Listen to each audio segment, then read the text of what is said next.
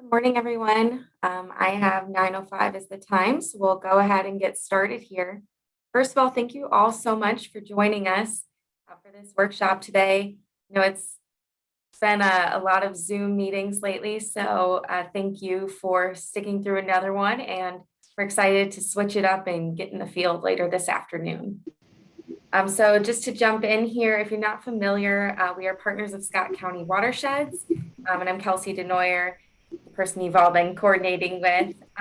Partners is a nonprofit organization, and we're dedicated to improving the stewardship of our waters in Scott County through education, technical guidance, and volunteer opportunities. So this workshop is obviously one of those educational avenues. And so without further ado, we'll go ahead and roll into it. Just a reminder, we've got our itinerary here. So we'll spend some time this morning on Zoom. We'll have a break in between some of our topics. We'll break for lunch and then meet up again at 12:30 at Marquette Park here in Davenport.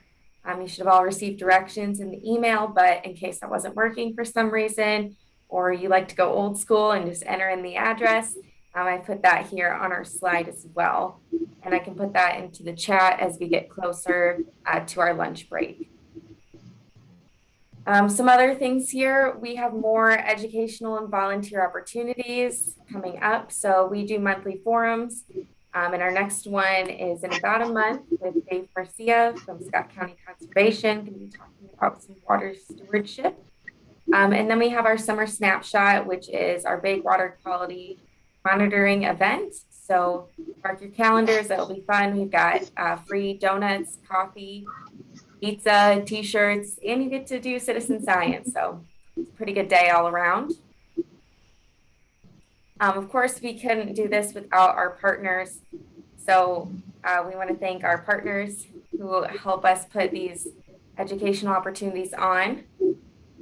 And if you're interested, there are different avenues to becoming a partner or helping to keep partners of Scott County Watersheds offering these opportunities. So if you're interested, you can check out our website. Last little bit to promote here, we received a number of nitrogen strips from Iowa Corn. And so we have a number of these available for anybody who's interested. So we can mail these to you along with the directions if you're interested in testing some water on your property. And we can also offer some technical assistance. So come out and help you test that water, maybe see what's going on your land, etc. So if you're interested, you can send us an email and we can coordinate more on that. So without much more here, I'll go ahead and introduce our speaker for today. We've got Dr. Chris Haring, who is a geologist with the Army Corps of Engineers. As you may have read in the flyer, he's got tons of experience in a lot of different fields. He's been working with the Army Corps and private consulting for a number of years and has been doing a lot with Streambank Restoration and Stabilization. He's completed over 400 stabilization and restoration projects and reviewed designs for Illinois for another 600 projects. So pretty knowledgeable guy here. We're very excited to have him for our workshop. And so without much more, I'll go ahead and pass the baton over to you, Chris. All right. Good morning, everyone. Thanks, Kelsey, for the introduction. How is my voice here? Is that good? And you can hear that clearly? Sometimes the audio is okay. Well, we'll get started then with that.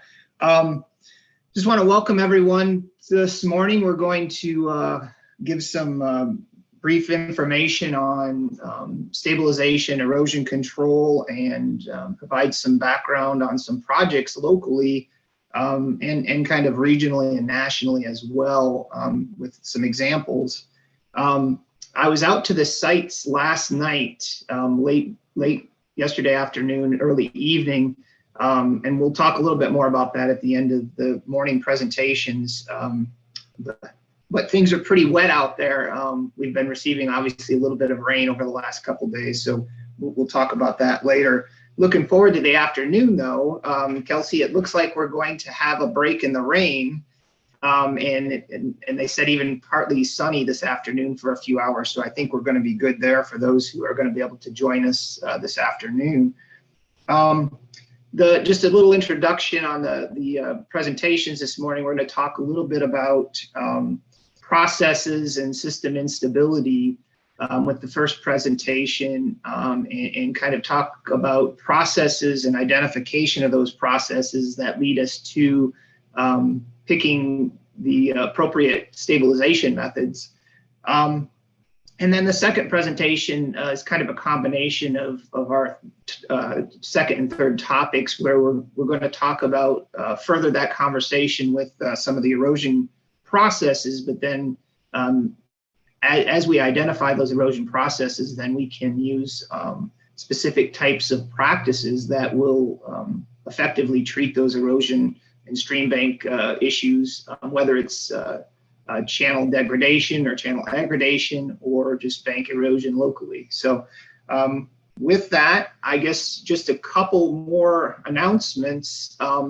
If you can, make sure you're muted. I know sometimes there's background or noise that comes in if people aren't muted, and it can make things kind of hectic for everyone to hear. Also, we do have the chat capability here, and I think Kelsey is going to be monitoring that. If you have questions as we go along in the presentation, you can jot those down, and we'll take some time at the end of the presentation to cover those questions. And then obviously, if you're going to make the field site visit this afternoon, we can have more questions in the field with specific applications. So with that, is there anything else I'm forgetting, Kelsey?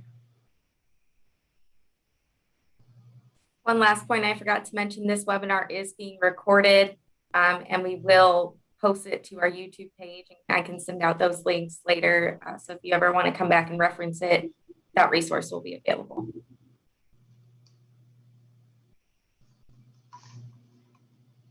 Okay, so I need to go back to my screen share.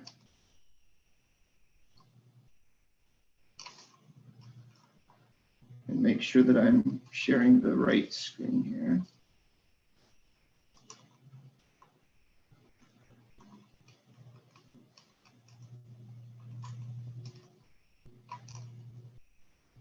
So is that you should be seeing my single slide.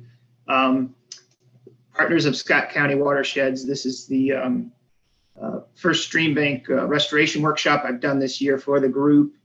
This first presentation, we're going to talk about channel stability concepts, and probably about a 45 to 50-minute presentation to discuss these issues.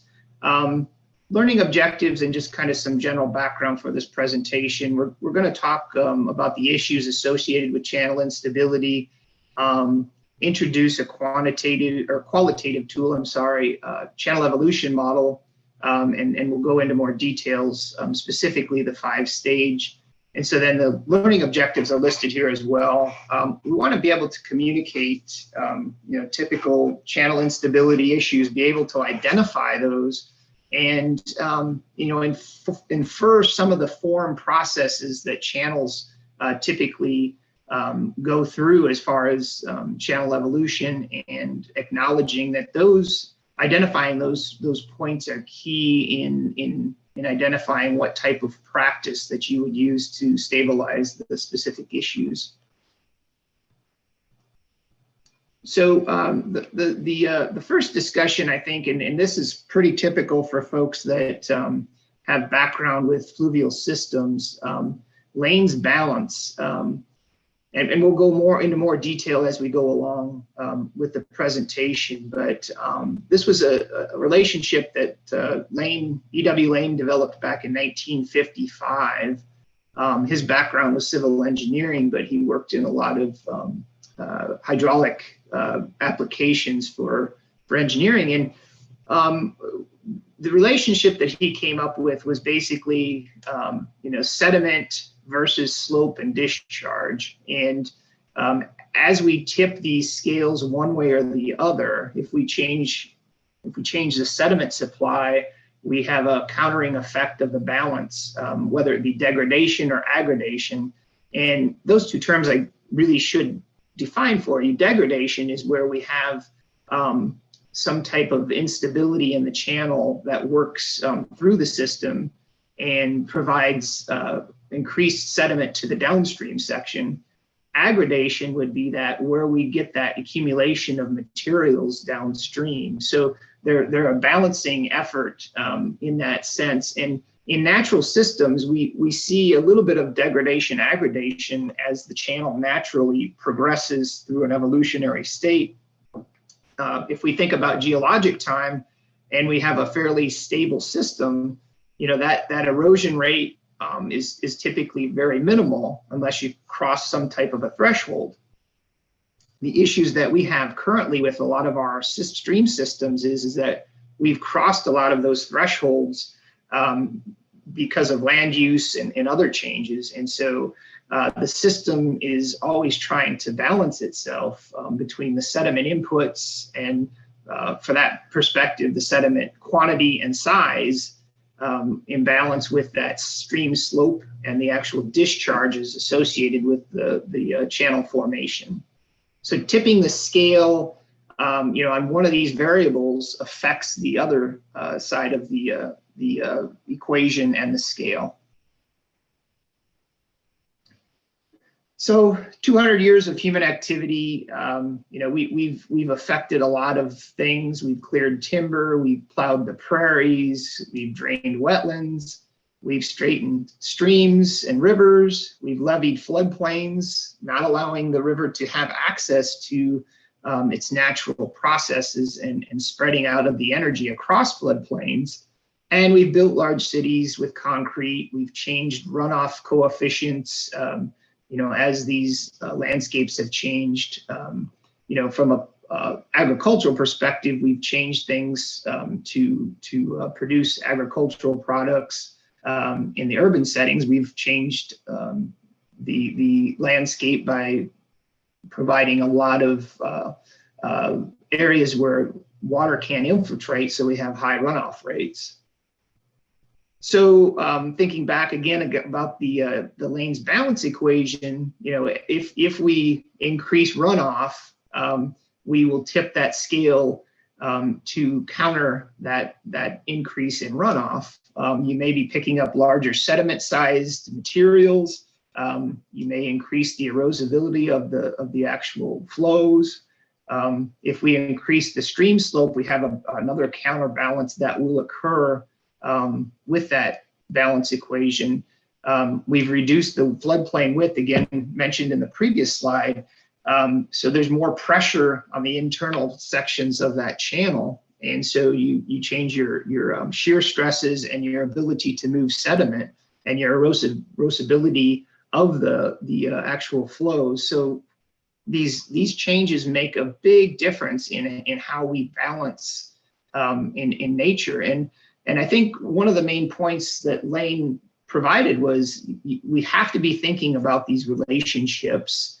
And if we're going to treat specific erosion control sites, we may have site-specific, but we also may have system-specific issues where we need to make sure we're accounting for these type of inputs. And I will say, a lot of the projects that we do, whether it's private consulting or federal projects, we don't always make those connections. And there's a lot of variables that affect these connections. So what is a stable river? I think we all have kind of our idea of what a stable river would look like. But, based on specific thresholds, from a geologic perspective, there may be a time when a channel avulses and moves around a lot in the floodplain. In the current time or local kind of time, the last 50 to 150, 200 years, we have developed these floodplains where we use them for agriculture or we use them for urbanization or city centers, similar. And so we don't really like to leave these systems be dynamic and do the things that they want to do. So we try to lock things in place. The example slide here, you can see there's the white line is actually the old meander bends when this mapping was done. I think these are county lines. And you can see how much has changed with the current channel. Fluvial systems in general and nature in general don't like to follow specific lines. If you draw a line on a map and you have a river that's running through it, the only way that you're probably typically going to hold that line is if you have a bridge or something where you're trying to protect.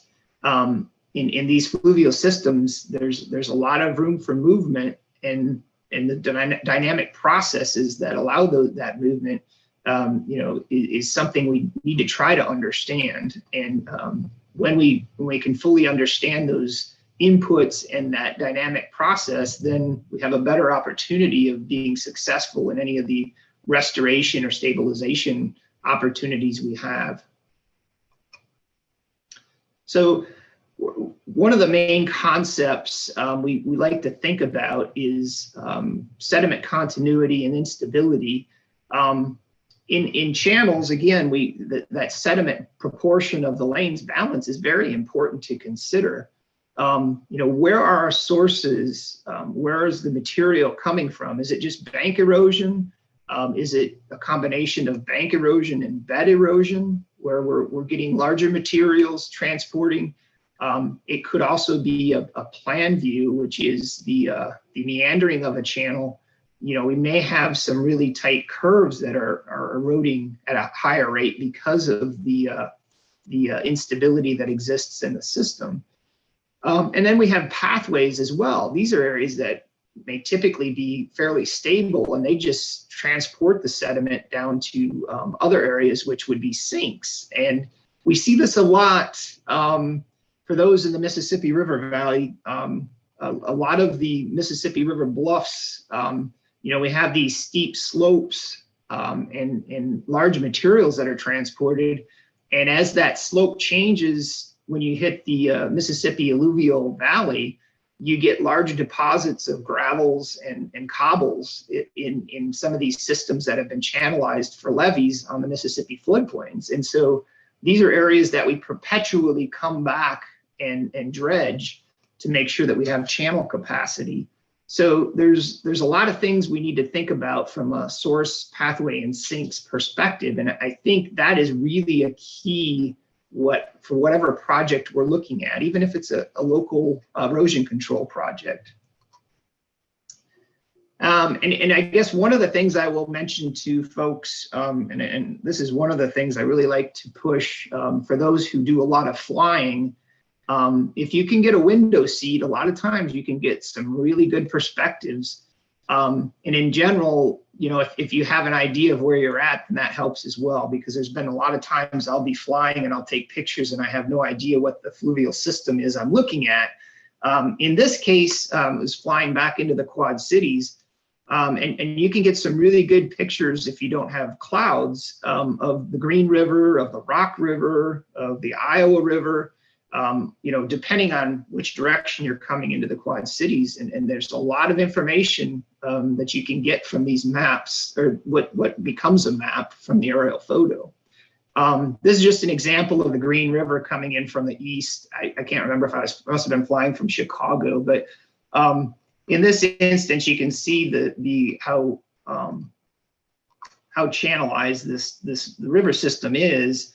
And then even the tributaries that come in, all these tributaries have been channelized, at least in this section. And this all has effects on the Green River and how it flows. And then here is the actual canal that runs to the south of the Green River that was done back in the, I think in the early 1900s. So the system has just been changed a lot. Here's another example along the Green River of an old oxbow that still has water in it, at least. There's a levee that runs along this section, but areas like this, and I think you can see some old oxbows, in the landscape here as well. as we may try, and, again, it's got to be a site specific or a sponsor requested kind of consideration. These may be areas that we could try to enhance with maybe oxbow connections. Now, obviously, again, the agricultural community would have to be consulted on any type of modifications, but there's a lot of areas in the landscape that we may be able to reconnect and get benefits, from an ecological perspective and even maybe a channel stability perspective.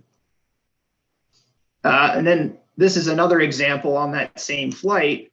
We have that channelized main section here. Some of the tributaries are still, in a meandering pattern that have not been affected very much. In this case, there was a lot of timber that was left, and maybe this area just didn't drain very well. So it was never completed for agricultural clearance or anything like that. But you can really see these patterns, from above. And then this one, because a lot of questions come up about tile drainage and how they affect surface runoff and your hydrographs.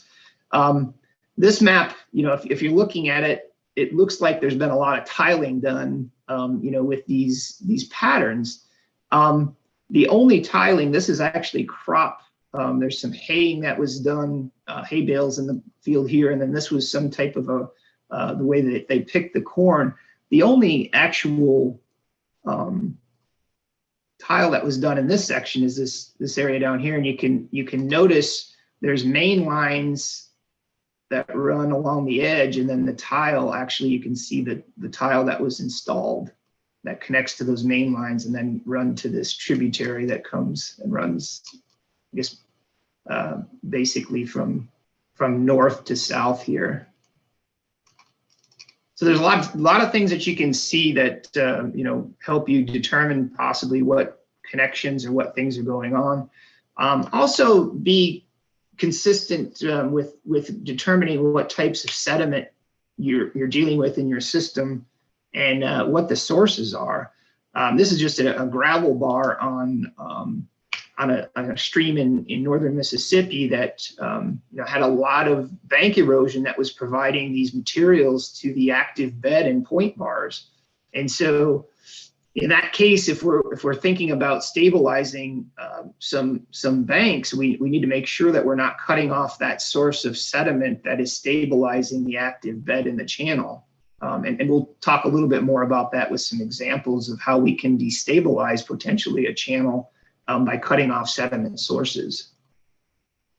Here's an example of a willow point bar that's growing. You can see the sediments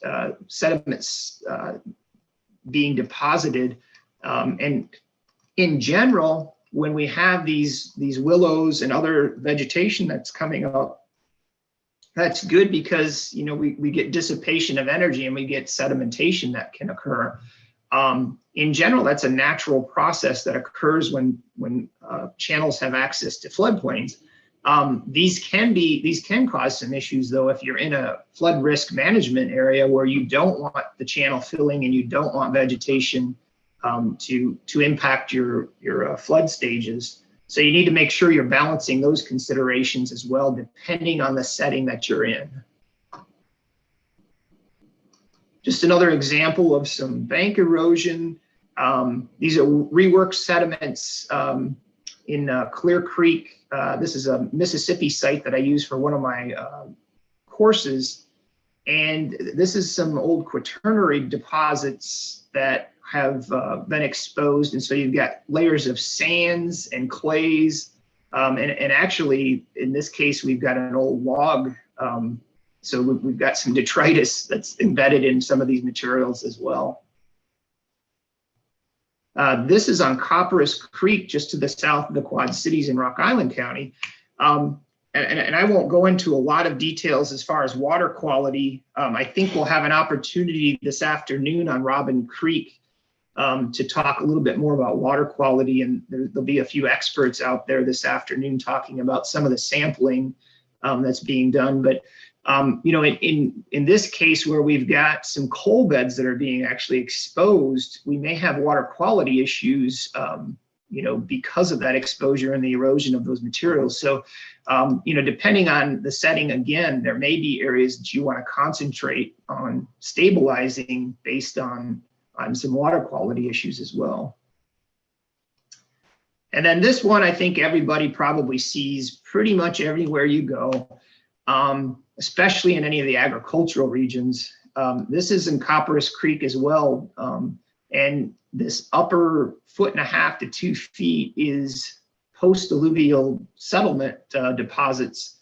And then the pre-settlement is this buried topsoil. And so you've got these layers, and then we've got some old subsoils and stuff, which are, a little bit more resistant than these topsoils and some of the newer alluvium. So you typically get this kind of a bank alignment where you have a little bit of resistance at this bottom, and then the upper and middle flows really erode these top portions because they're not as cohesive as the lower units, which used to be the subsoils. But again, looking at those sources is important. And then talking about pathways, in this case, we've got some really well-established vegetation on the channel margins. So we've got that roughness, and it provides some hydraulic roughness as well on these channel margins, with roots and other woody materials that get stuck. We get deposition across this mini floodplain. And so the processes here are to move the majority of the material down the channel, but also there is some some sinks that can occur along in this floodplain. Very natural type system. And then this example of a pathway, this is on Copperas Creek as well. And, just looking at this from the picture, we're looking upstream here. So water is flowing towards us and then coming across this riffle. Without actually doing the field site visit, this looks like it could be an issue from an erosion perspective, and certainly there's some erosion that has been occurring on this left bank.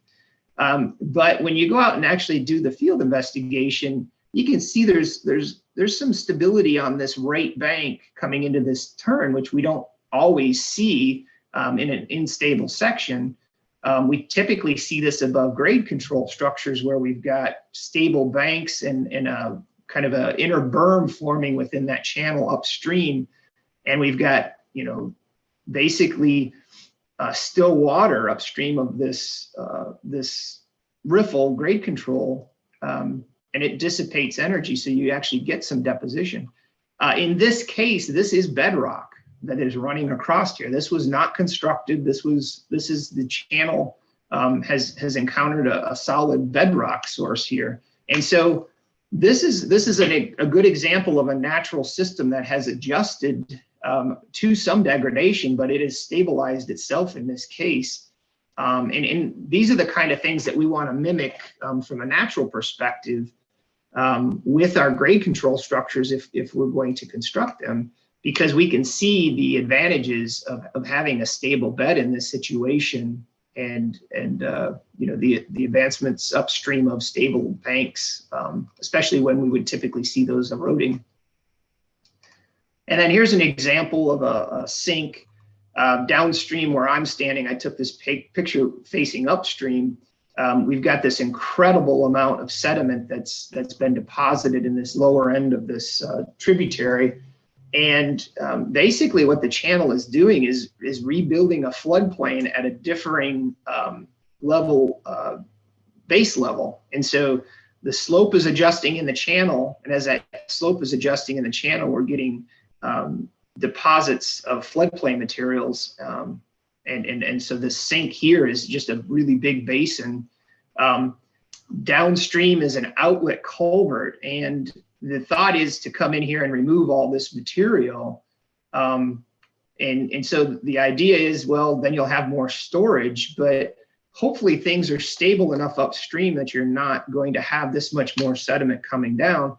The other focus, I guess I would like people to think about is if we do clean out these sinks, these areas that are starting to stabilize themselves and give us some type of an idea of what might be a natural floodplain connection.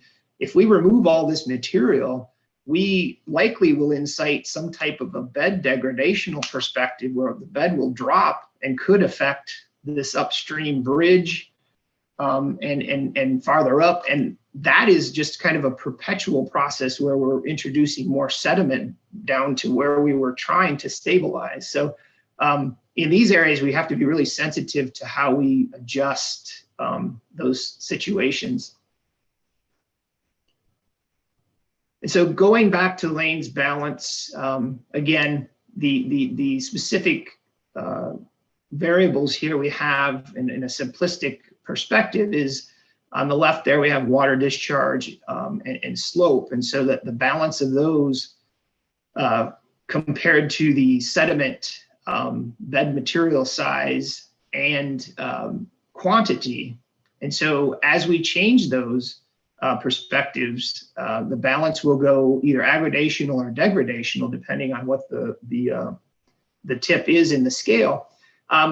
Just as a quick example, if we had a channel that was fairly stable and we had a beaver that came in and established a beaver dam, locally, and I guess to a certain extent, however far upstream that beaver dam impacts the stream, we will see a tip in the scale locally there. Now, it may not be enough to really set things off depending on what types of sediments you're moving. But for example, if that beaver dam starts accumulating large gravels that are important to the downstream section from a sediment continuity perspective, the beaver dam could actually instigate degradation downstream, just like we would see with some of the large reservoirs we've put on the Missouri River and other locations where we stop that sediment continuity from moving through the system, and we can see starved water downstream and actual degradation. So even though beavers are a natural biological process in the system, they can cause some issues as well. And I'm not knocking beavers in any way. I'm just using that as an example. So I've got a couple examples of channelization that I added in here. This one is from northern Mississippi, and if you look at the stream channel on the right side, you know, this is a natural system that developed meander pattern and sediment continuity. It's got vegetation that has developed over the years. And then what we did was we came in because we wanted to be able to farm a lot of this area. And so we came in and just cut a channel to straighten it. And so when we do that, we increase that channel slope dramatically because we've got a lot less distance for the same amount of slope, accounting for all this distance compared to this one basically straight line or two lines connecting. And so then the sediment has to adjust. And so in this channel, you can see there's a lot of erosion that's occurring throughout this section. And basically what the channel is doing is what we call head cutting or down cutting because it has so much more slope and so much more energy. So it's moving the materials and it's trying to adjust that lane's balance. This is an example I just pulled up. I put this in last night on Duck Creek. And this is upstream of the sites we're going to be at today in an agricultural area. And so I went back and looked at the old aerial photos, and they go back, I think, to about 1984. And all of this channelization occurred prior to 1984. So this isn't anything that's been recent. And so the system has adjusted to this channelization and quite a bit more upstream and downstream. A lot of tiling that brings the water in instead of overland kind of saturation. But we do have this little section here that is still meandering. And so my question I guess I would pose to the group is, you know, if we come in and channelize this section because we want to farm this area and you know, basically fill it in, first of all, you'd have to check with the USDA and core permitting to be able to do anything like that, and the statewide permitting as well. But this is just another example of if we do that, then we change that slope again because we're making a shorter channel. And then we're going to incite some type of degradation because that channel is going to be a lot steeper, and it's going to be able to transport a lot more material because of that steepness, and velocities increase, shear stress increases in the channel. And I do have an example here of just the effects of the channelization. If we consider that this blue line looking down, this is the plan form. So this blue line is the actual distance that we have. If we think about that as similar here with this meander bend, or series of bends. And then we come in and we channelize it. We just make that straight, which seems like a good idea, or at least it used to be a good idea back in the day when NRCS and the Corps used to channelize a lot of projects for agricultural purposes, for navigation. But if we look at the elevations here from A to B, we've increased that slope again. And so we're going to increase the sediment carrying capacity. And so that channel is going to degrade upstream through the materials that are there. Now, I guess if you had some type of bedrock or some other materials that are resistant, then that may be tempered a little bit. But in general, a lot of times we have materials that are erodible, especially when you maybe double the slope in a local area. That channel is going to cut upstream and try to reach some kind of equilibrium. We know that if we did this channel cutoff, or basically channelization here, it's already in a straight line here, so that the sediment continuity as far as transport is going to move through the system pretty well. So there's going to be a lot less hydraulic roughness through this section with this meander bend. So we lose a lot when we do that channelization. And I mentioned the term head cutting, and basically what this is it's a process of degradation that works upstream because we've got a large or steep slope locally. And these are some examples of some head cuts where we've got the channel that has dropped out, and so we've got incision working up.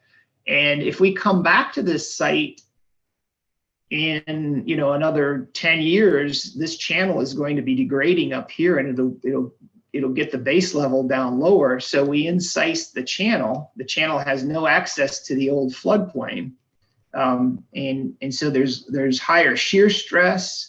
There's a lot more sediment that's moving through the system.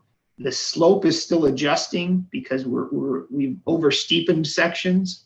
So these are three good examples of this is actually, this lower right hand picture is a nick zone. So we have a series of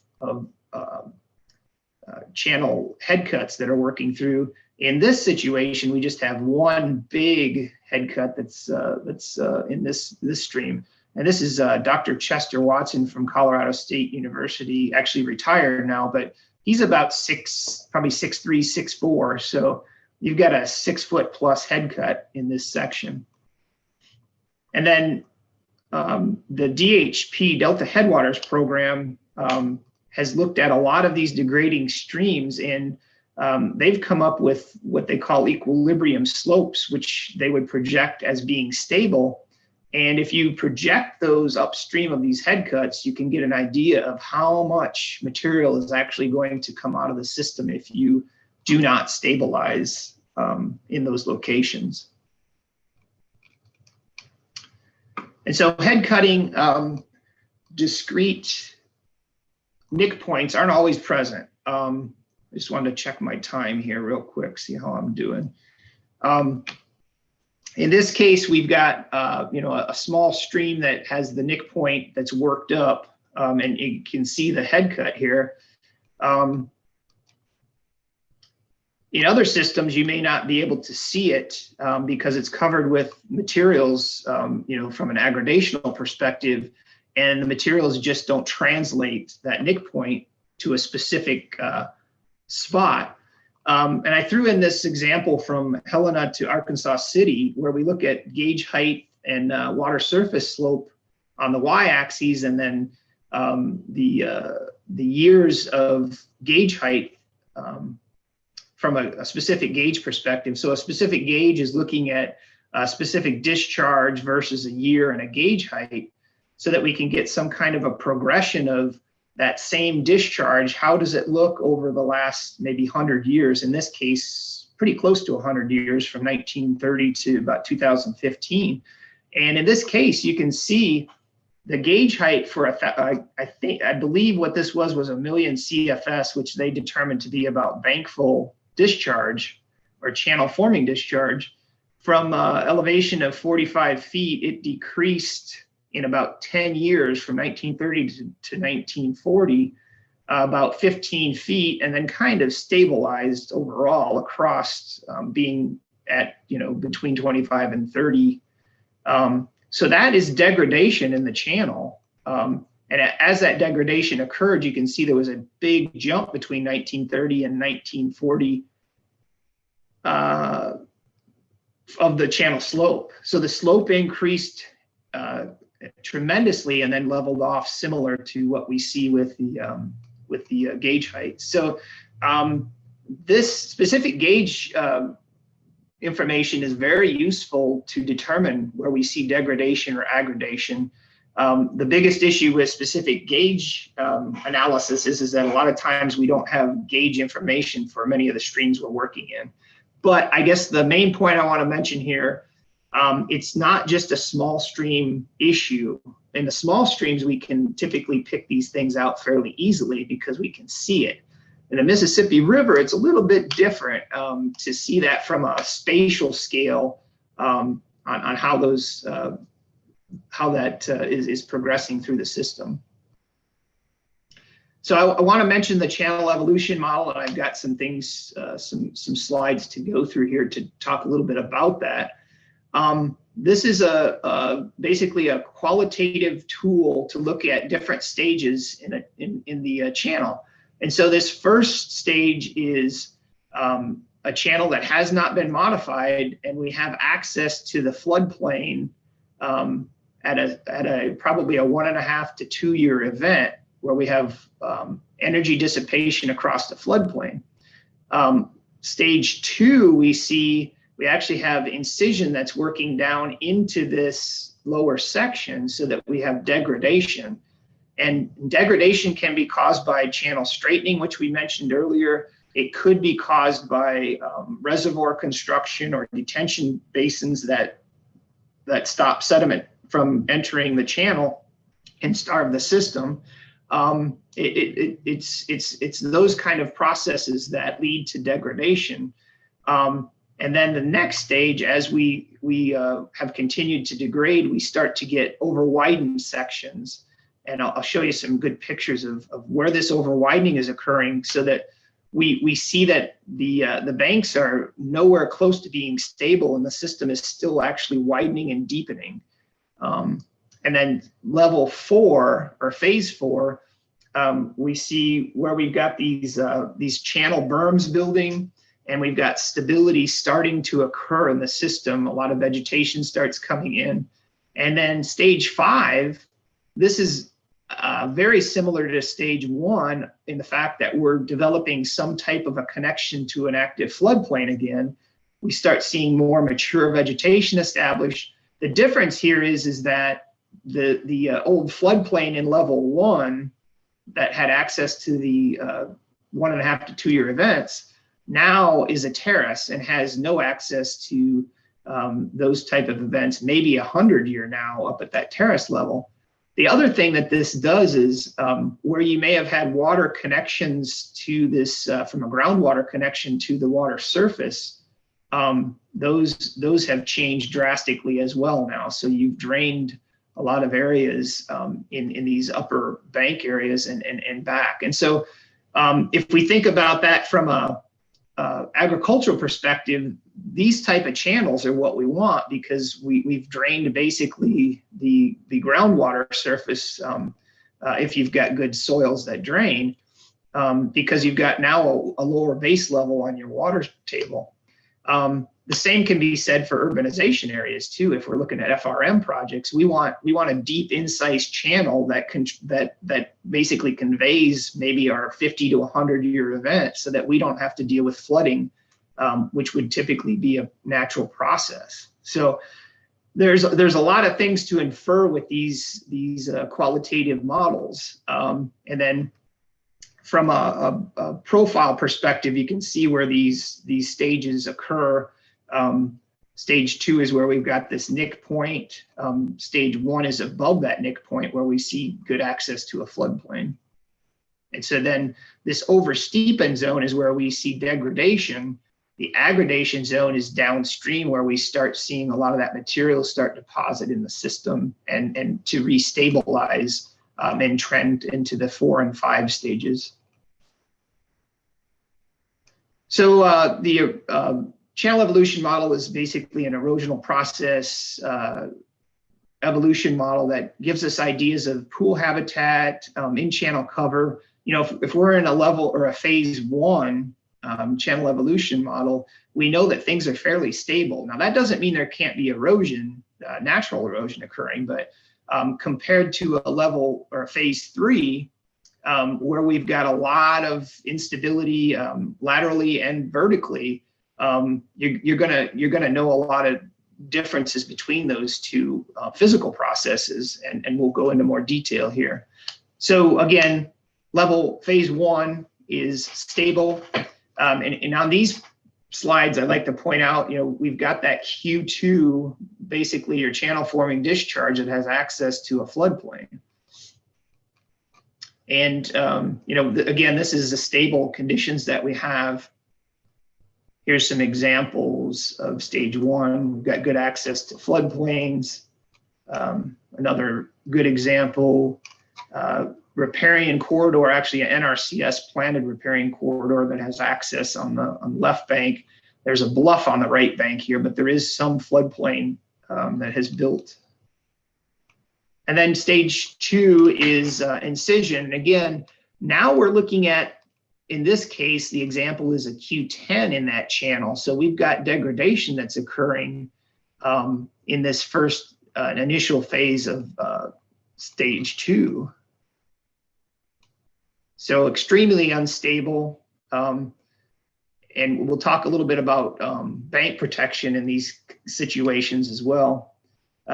This is an example of a degradation that's occurring upstream after a large event on Snipe Hollow Creek. This was in Joe Davis County. This is Tim Ertmer, an old colleague of mine from NRCS. This is an example on Copperas Creek, just south of the Quad Cities, where this old culvert has basically become our level 2 nick point because of the degradation that has worked up to this. When this bridge or culvert was originally poured, this was the stream bottom, and this concrete apron would have been buried. So there's been at least 2 to 3 foot of degradation in this situation. Another example of some nick points, stage 2. This is a newly forming stage 2. There was a large event that occurred that went through this this main stem of this tributary to the Galena River up in Joe Davis County. And then this is a watershed that's coming down that is, you know, not a very big watershed, just maybe a 50 to 100 acres. And so you can, you know, if we think about the channel evolution model, the materials here are not very cohesive. There's some gravel lenses and some other alluvium. And so this is going to start head cutting back up into the system, producing a lot more material to the main stem channel. And then stage 3, this is what is represented mostly by widening. And so again, we've got that Q10, but now we're spreading things out. We're getting a lot of channel sloughing and materials coming into the system. Debris density is high. If vegetation is present and the bed fluctuates, we can have, you know, some degradation that is occurring here as well as the system is adjusting. And here's an example from Central Illinois on Farmer Brothers Creek, some huge cottonwood trees that were rotated in from this degradation. Another example, this is Chester Watson again. The stage 2 is up here, and then you can see how much widening is occurring in this level bottom channel in phase 3. Another example of some widening in this cobble bed stream. We've got access to a floodplain down here, but there's been some degradation that occurred locally here that started working upstream. And this is a somewhat famous picture from one of the 1990s ERDIC restoration manuals.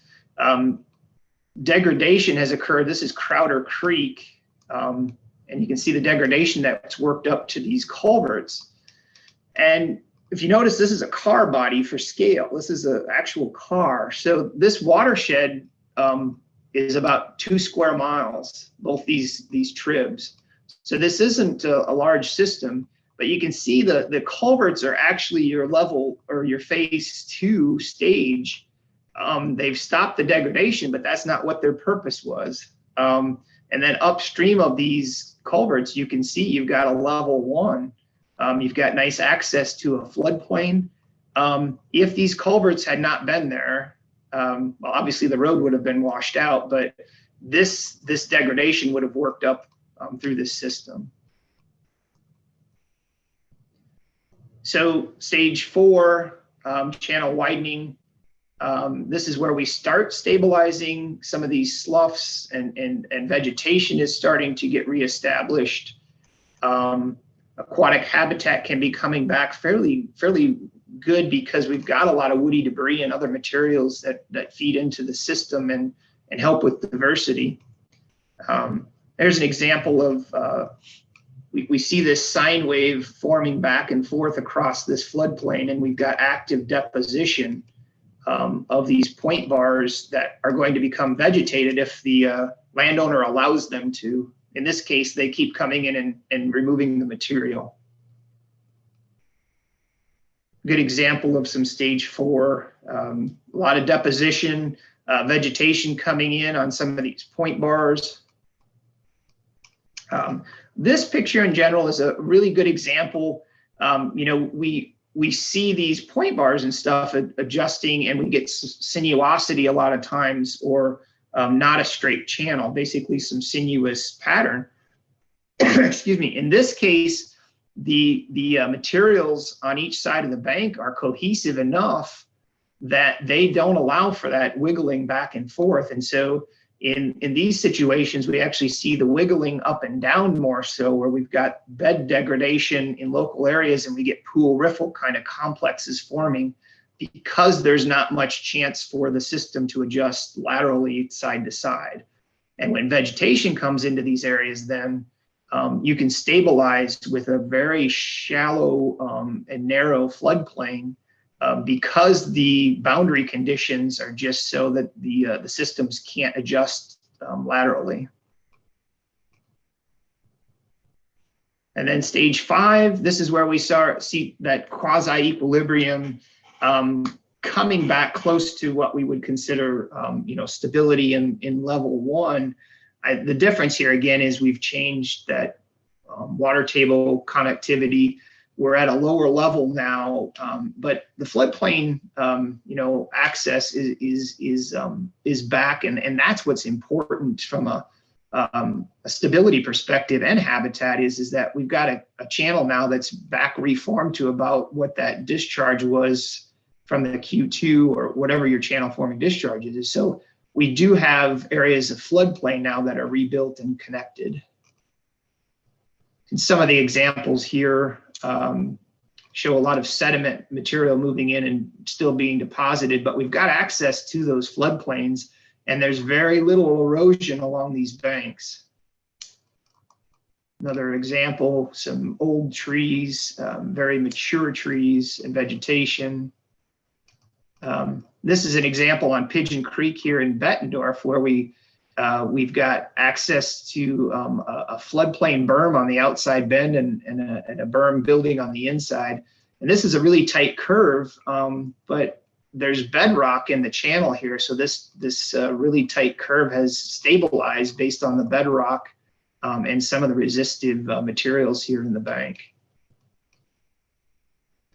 Another example of a stage 5, we came in and put in grade control structures. So there's floodplain berms that now have access. This is corn, so the access to this this terrace up here where the corn is I think around probably a 50-year event.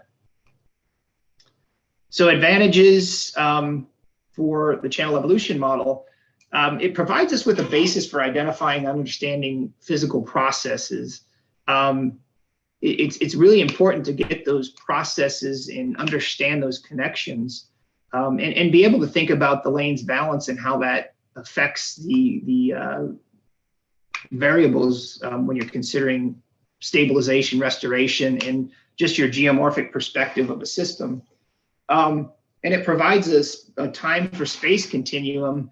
If you sit in one spot in an area that's actively degrading, you can actually over the years take notice of those locations, and you will see the progression of this channel evolution model as it progresses through the system for that specific location through time.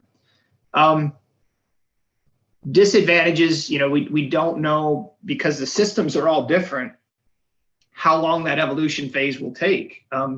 It just depends on the system. If you're in a sand bed system, it may be very rapid because there's no cohesive channel bed or materials that will stop that. And then a couple of the other listed things here, applicable mostly in alluvial channels. When I mentioned the lateral kind of locked in channel condition, that's not really a alluvial system. That's more of a threshold channel that can't, that is locked in place. And then I threw in a couple slides here just to give you some background. USDA uses this 6-stage channel evolution model. The only difference in this model is that they added a stage 2 or class 2 here, they call it, which is channelization. And that's the only thing that's different. So in this case, the stage or class 3 is our phase 2 in the 5-stage. So it's just they just added a little bit more detail. And then since these the 5-stage and 6-stage models have come out in the mid-'80s, there's been some adjustments to these based on where you're at in the world, or at least in the U.S. This one is from Southern California and braided channels, so it goes through the 5-stage CEM, but then it provides some other phases to that, and the references here, Holly et al. 2012. And then another one, Colin Thorne was one of the authors on this. And this is another example of looking at these stages, and then they have some other options depending on whether you're narrowing or widening, just a little bit more detail for a system.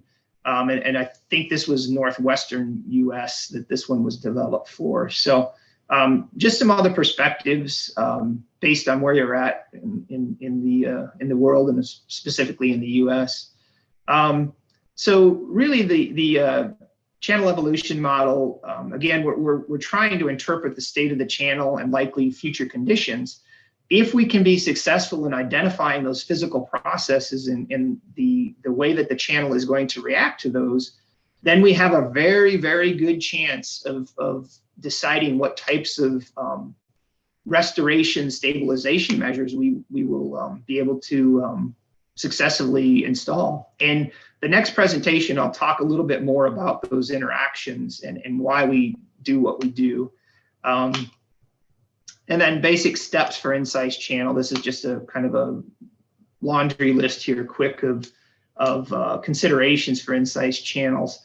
Sediment continuity is definitely something that we want to consider in any of the projects we do. I've got so many examples of where we weren't considering that with our designs and how it has come back, to cause us issues. and the timing, balance, and assess, does the mix of stabilization and balance the satisfied project goals.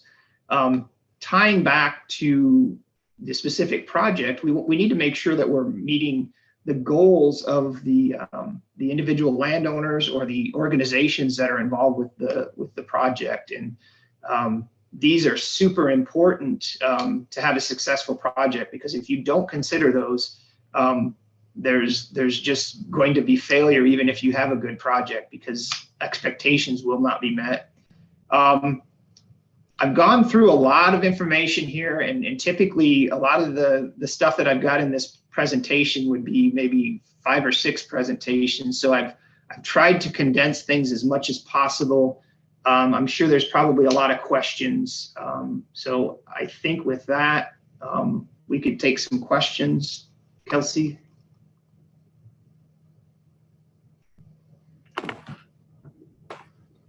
No questions yet, but I will let everyone take a moment here to maybe soak in some of that information and see and again, question.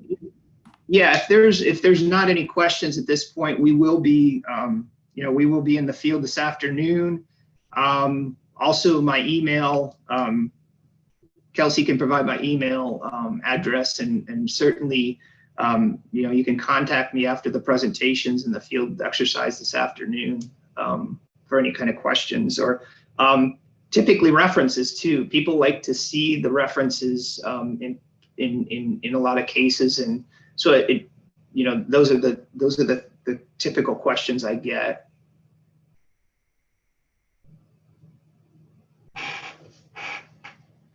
Yeah, well, I'm not seeing anything. Oh, just kidding. Judith just asked, can you explain how you do a field assessment upstream and downstream to determine what changes to place where? Okay. Yeah, so that's kind of a complicated answer. I guess it kind of depending on the system, but the first thing that I would do would be to do a field, not even think about the field assessment. I would be thinking about a office assessment where you look at Google Earth, you look at the subsequent years of change.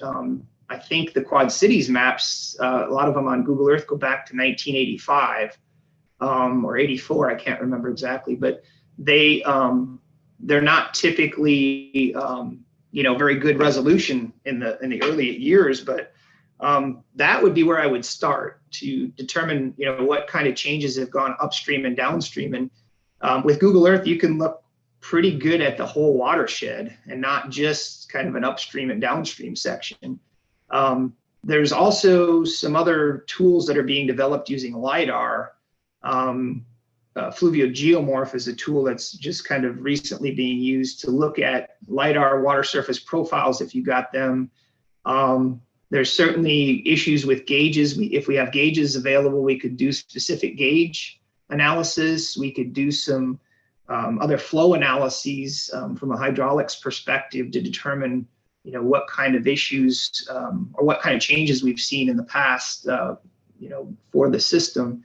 There's a lot of that's another totally presentation on its own as far as the field and pre-field kind of discussion. Assuming that we did all that, as far as a field assessment, I would have a good idea of how far upstream I want to look based on that office information that we've developed, and downstream as well. Typically, a good thing to do as well is if you're in an area that's got bridges or crossings, to actually inspect those locations. We typically don't build bridges or culverts to be grade control structures, but some of the examples I gave in the presentation give you an idea of how they become grade control structures. And those locations, I think, would be really key to try to key on from a field perspective to see how they're acting and if there's been channel degradation. Also, local landowners. I know sometimes we don't have the opportunities to contact those folks upstream and downstream, but they're going to know the system as well as anybody if they've, you know, been on the land very long. So I think those are the keys, and understanding, you know, how your system has been adjusting over the years. Has there been a lot of channelization? Is there a lot of urbanization? You know, in a lot of the kind of collar areas around major cities, we're seeing huge urbanization trends. And I think locally in the Quad Cities, we're seeing that in some cases too. And they have impacts on old infrastructure downstream in areas that have been developed for maybe 30, 40, 50 years.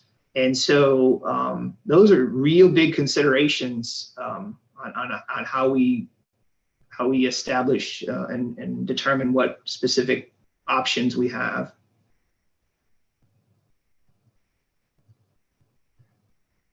And again, if there's more questions, or if I didn't quite answer that question, it's kind of a difficult one from just a general perspective, because there's so many different variables.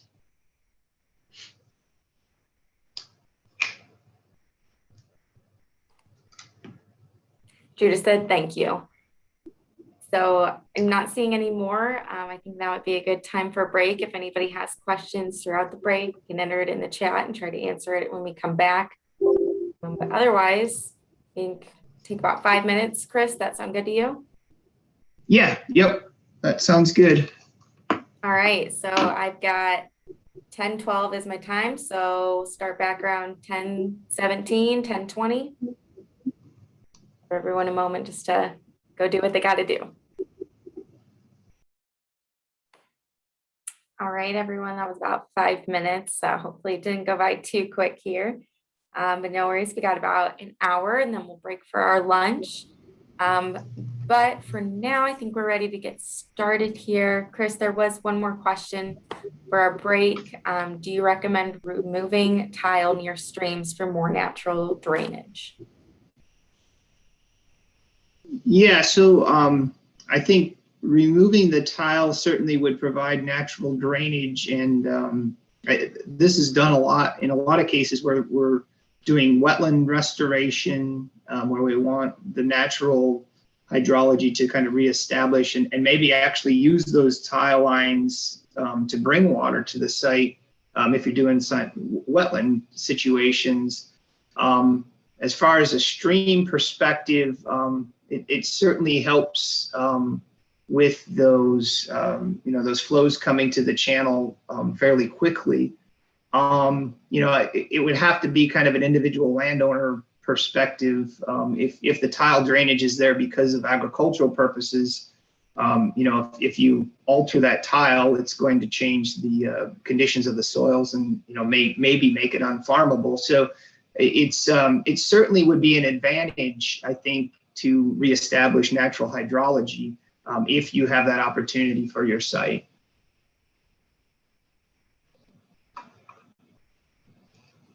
Great, thank you. I think that was our only other question. So if you're ready to start the second presentation. Okay.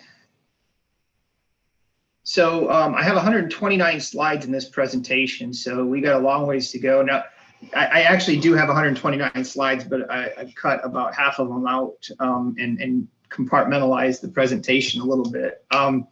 We're going to cover just a few of the practices that we typically do because of the limited time, but you know, certainly in the future we could do more workshops to concentrate on other things like upstream and downstream geomorphology type discussions and stuff. So this is a picture of a site from one of the projects completed in Bettendorf on one of the tributaries to Duck Creek. In the lower right here, you can see, let me grab my laser pointer. There's actually stone toe that's embedded in this bank. You're looking upstream, so the flow's coming in. This was pretty much a vertical bank to this point, and we came in and stabilized it with toe protection, covered it with vegetation and soil. And this slope is about a 1.5 to 1, maybe one, you know, between a 1.5 and a 2 to 1, but more closely to a 1.5. And there's a lot of examples where we've used this practice. You can see a little bit of rock at the toe here, but vegetation and sediment, if the practice is applied properly, you don't even really see the vegetation, or the riprap under the vegetation. And then I have to make this caveat, this is not me, this is my son. I think he was about 6 years old in this picture. He was doing some field reconnaissance with me. So just a general perspective, I think, again, mentioned a little bit of this touching on the first presentation. It's important that we work with nature, identifying processes and being able to understand those processes leads us to a better perspective on applying the proper restoration or stabilization measure. This quote here that's listed is a quote that I really like, in that it talks about this stable dimension pattern profile, and it's a consideration over time, not just a static point.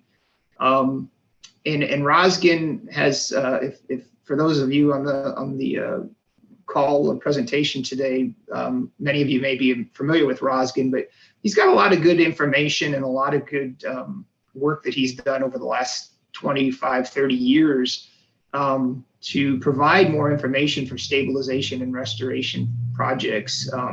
Some people have disagreements with him, but I think, in general, it's good to disagree on a lot of things, and we need to glean from each practitioner the parts that are good for, our projects and our working relationships. Learning objectives, I just got some general discussions about stabilization philosophy. We'll talk about some techniques, and we will limit that to a couple techniques that we're going to see in the field today to try and concentrate a little bit more on those processes, and then provide some case studies here locally and from around the country. But specifically, we've got some examples from some of the work that Davenport and Bettendorf have been doing locally here with erosion control and bank stabilization. So the overarching goal of restoration and stabilization is, we're not typically called out to look at stable streams. We're called out when things are falling apart. Maybe the sewer line's been exposed, or a bridge pier is eroding, or approach to a road bridge. The channel has migrated and is, next major event's going to take out the road. So we typically don't get to see a lot of channels that are in stable conditions, but we definitely want to understand what those stable situations would look like and how they would appear, because that's kind of our template for figuring out what it is we want from a stabilization perspective and restoration. That kind of defines your restoration goals, not only from an engineering perspective, a geomorphic perspective, but also biological and ecological inputs as well. And so we need to make sure we balance all those things, but we want to try to figure out how to move that stream channel towards an equilibrium perspective. And identifying maybe the stage of the channel evolution model, if you can, identifying a lot of the issues within the watershed, and in the past, what has the watershed gone through? What are some of the current issues? And then we don't want to disrupt the system, depending on how well we can determine what the issues are. We want to look at fixing that problem and addressing, if it's a sediment continuity issue, that we address sediment, in and out of the system, and that may require, some detailed hydraulic modeling. It may require a lot more details, and then I think really the take-home answer that I have for a lot of things, because we've got a lot of variables that affect these projects, is we have some general guidance, we have some general rules, we have some, some applications of where we know things work, but there's not really a book, and I would be suspect if there was a book that just told you could go to it and it would tell you exactly what to do in every case. Now, there may be some generalities for cookbook solutions, and that's what I think we try to get to, but it's important to note that these are not static systems, and we're trying to work with natural processes, and as much as we do understand the way that the variables affect those natural processes is hard to pinpoint sometimes. So cookbook solutions are typically not going to be applied, with a vast majority of projects. So some more design philosophy, I think, we want to determine what that cause is, treat the cause, make sure that we're not opening up some other issues by treating something else that isn't totally the cause or the issues that we're uncovering. And in that process, we work with natural processes to determine, can we reestablish a connection to a floodplain? If we're in an urban setting, we may not be able to do that. So we need to stabilize, within a certain parameter of channel margin, and know how that natural process is going to work based on previous projects and based on literature. From a cost perspective, we want to keep the cost down. And in some cases, keeping that cost down, we can use maybe critical area seeding instead of doing some specific high cost seeding mixes or something, kind of depending on the setting. Again, if you're in a park, maybe you want to use some more expensive materials to stabilize and provide protection. If you're protecting a building structure, you may go a little extra to provide stabilization and protection. And then I think in all of our projects, and the Army Corps of Engineers has a fairly new initiative called Engineering with Nature, where they're trying to incorporate more vegetative solutions and more sustainable and resilient designs. And I think in general, all of our projects, whether we work for a federal agency or we do consulting, we should be trying to do that and work with the natural processes that we can identify. So the techniques we're going to talk about, and I've listed a few here. This is by no means a comprehensive list of a lot of things, of all things. There's a lot of practices that fit in with these specific topics. And for example, redirective measures, bend-way weirs, stream barbs, J-hooks, depending on what practitioner you talk to out there, they have all kinds of names for these things, and they've adjusted a couple rocks and call it something different than bend-way weirs. And so this is just kind of a comprehensive list of what one of those practices might fall in. Bioengineering techniques, there's probably thousands of different techniques depending on who you talk to and how you want to classify them. The ones that we're going to concentrate today on are stone toe protection, which falls under the riprap, and grade control structures, because that's what we're going to see in the field.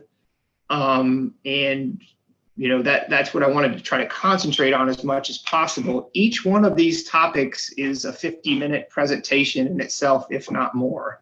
So we're trying to keep things condensed and give you some good information on these practices, especially since that's what we're going to see in the field. And I guess the other note on this slide presentation is I've got these grouped by typical CEM stage that you would use these type of structures in. And this note that just popped up is the 5-stage channel evolution model from our first presentation. So the first topic we will talk about is the riprap longitudinal peak stone toe protection. This is a practice where we look at protecting the base of the slope. As the topic or the title says, toe. We're looking at protecting that toe and not, the old typical sloping of the bank 3-to-1 back slope with a 18 to 24 inch of riprap placed on that 3-to-1 slope. What we're looking at here is basically that toe protection, providing just the scour protection at the toe to keep the undercutting of the mid and upper bank. Now, there is a caveat with that if we've got public infrastructure, a roadway, a hospital, or some other types of buildings that are upslope of these areas, and we have major mid and upper bank erosion processes, then we may need to look at that 3-to-1 slope and protect the entire slope. But in a lot of cases, we can identify the scour that's occurring at the toe as the major focus of that erosion. So if we treat that erosion at the toe, we can allow vegetation or some other aspects to come in and stabilize. We could do some other soil lifts or something else in those mid and upper banks and keep the rock costs down. So here's an example. The upper right hand, or I should say, I'm sorry, upper left hand here. I'm going to use a pen here. So, the typical bank erosion,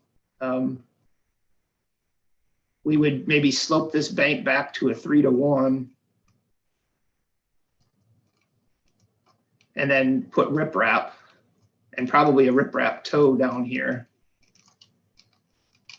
But in the case of this stone toe, what we're doing is we're placing material at the base of the slope to protect this bank. And in this instance, this is one of our keys that goes back. Here's our windrow of riprap. So this riprap goes around the corner or the meander bend. I'm not a very good artist here, but and so this connects with this high bank. In this case, here's the riprap section, the toe protection, and then here is a key which we key back into the upper bank, and we key that back in multiple places, upstream and downstream, and then in between. The example I can show you in the photo over here on the right, this is an example of an eroding bank. This is Court Creek, just south of the Quad Cities down by Galesburg. And this toe protection was pulled out, which is another advantage of this protection, is it was pulled out and a floodplain is allowed to develop between the toe protection now and the high upper bank. So this is a keyway that goes back through that floodplain and then ties into the basically the terrace that's back here. There's a lot of advantages. We can plant vegetation in here, willow posts, other things to increase that roughness and catch more sediment. But what we found is that pulling that toe out can help us with reestablishing a stable meander pattern. But you can, and in many cases we do, build that toe protection right up against the base of the slope. So there's advantages and disadvantages to each one, depending on how you're going to apply it. If this is the bank, we could have come in and just put toe protection all the way around this curve and not pulled the alignment out. But when you do that, you have a lot more pressure on that toe protection because the meander pattern is going to provide a lot more shear stress at that toe location. This toe protection, this was done in December of 2014. You can see some of the ice on the creek here. This is October of 2017, and you can see a large amount of willows and other vegetation that have come in on this floodplain. You can't even see this high bank anymore because the vegetation has established and has started catching so much material. So this is an example of a toe protection where we pulled that alignment out away from the eroding bank.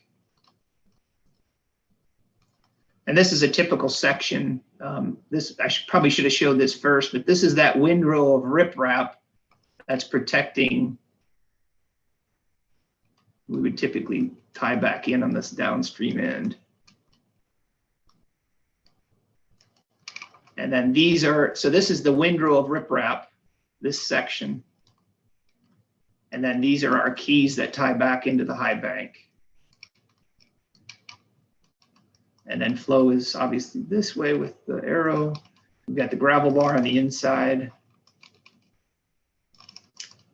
This is just an example of showing, you know, we would, excuse me, we would size this material appropriately for the velocities and the scour that we're going to be interpreting or anticipating, so that we have material that can fill in as we scour, which is a natural process.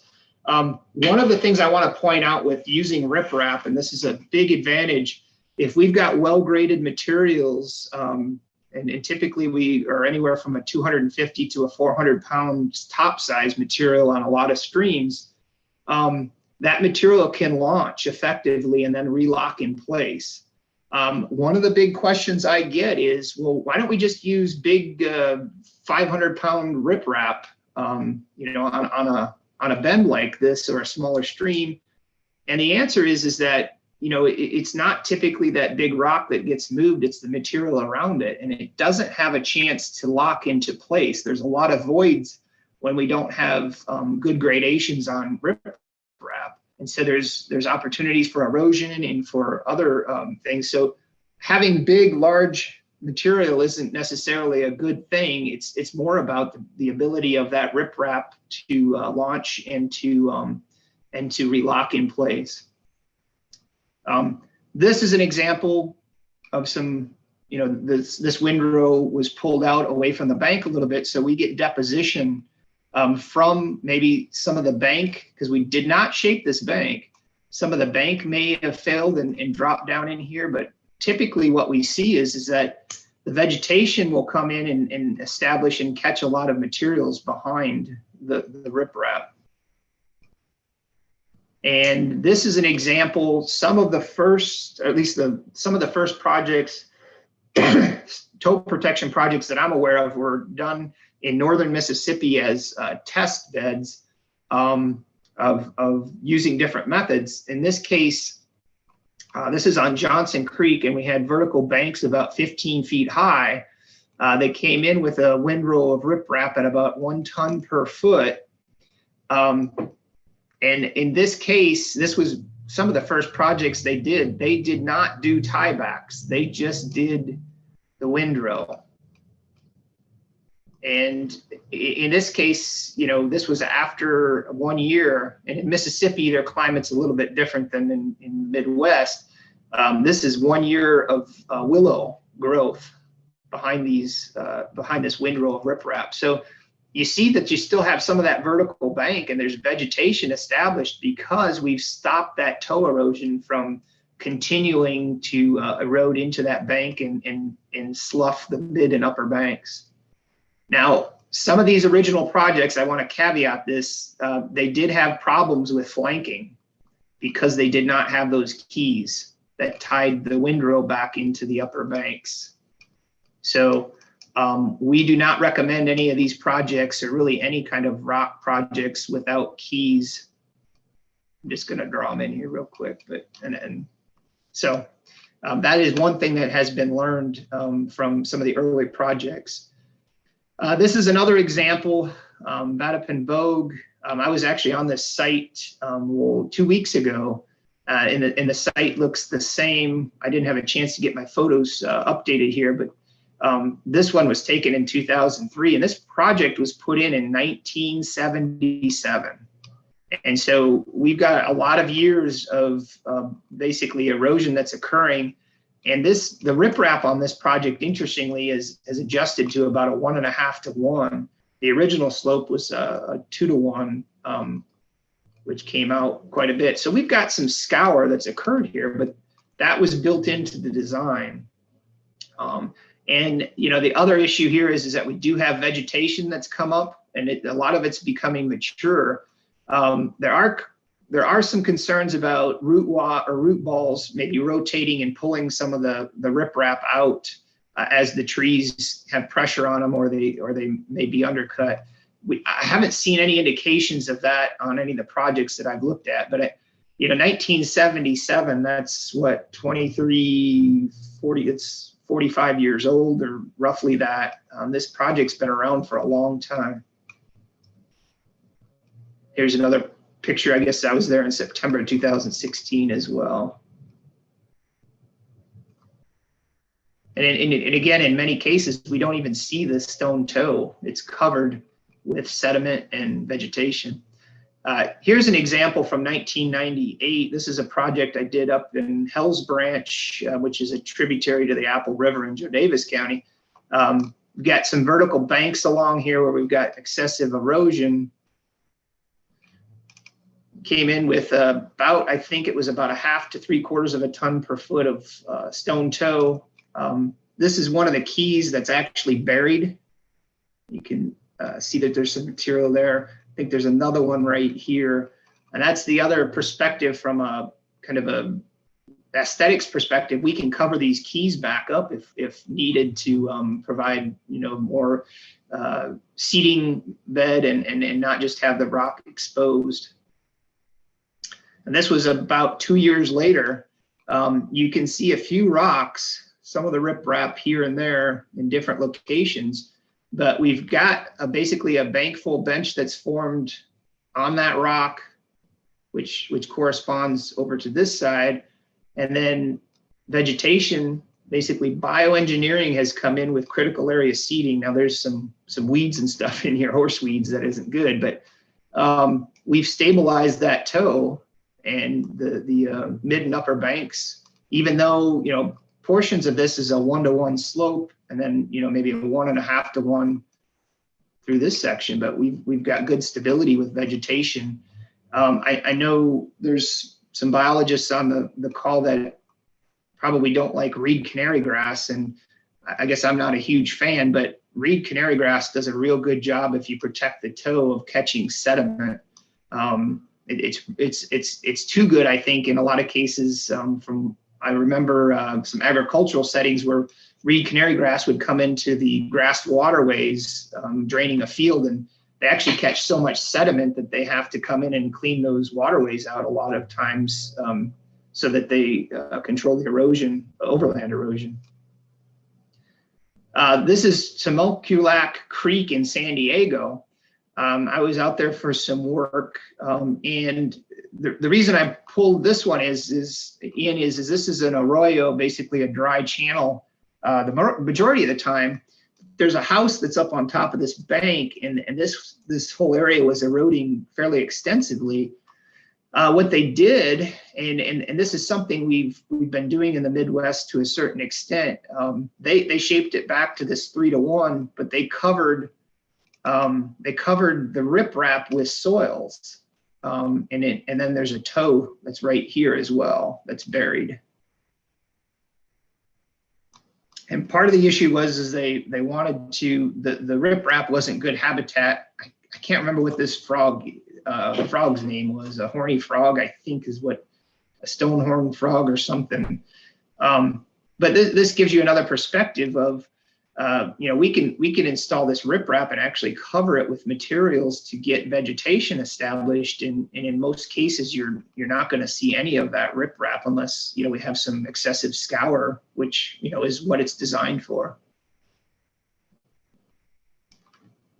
And then this is a project Davenport Public Works did last year on Sunderbrook. These upper two pictures are some of the eroding banks, and two of the areas are really high areas where we have some geotechnical failures on the upper banks. And then this is an area too that comes into one of those. So we're looking upstream.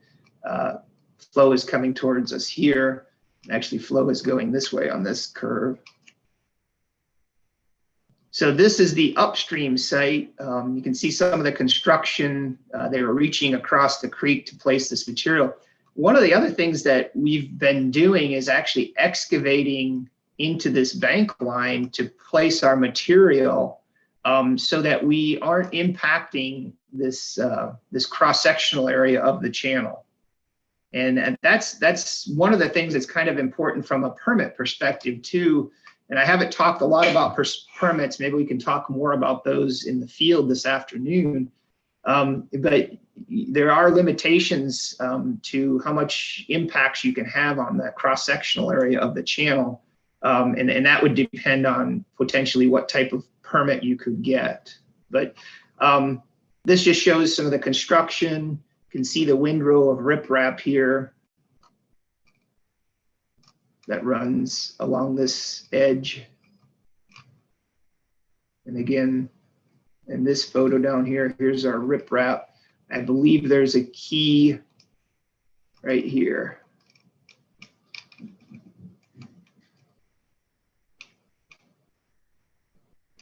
And so this is a photo, this is the second site downstream. You can see that there's actually been a little bit of slide material that has kind of sloughed off, but it didn't push any of our weighted tow out. This picture was taken last night, and you can see the vegetation that's coming on this windrow of riprap. We stabilized this tow again, and we have a lot better opportunities to start getting stable material, vegetation and stuff growing on those slopes. Here's another example of that. This is the upstream site again. Here's your windrow of tow protection. And this is actually that slough that came down from this steep bank. This bank is about a 1-to-1 up here.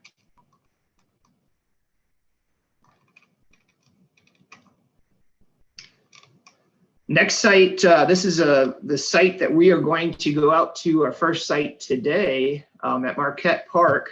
For those of you who aren't familiar with Davenport, Marquette Street is out here. This runs north-south.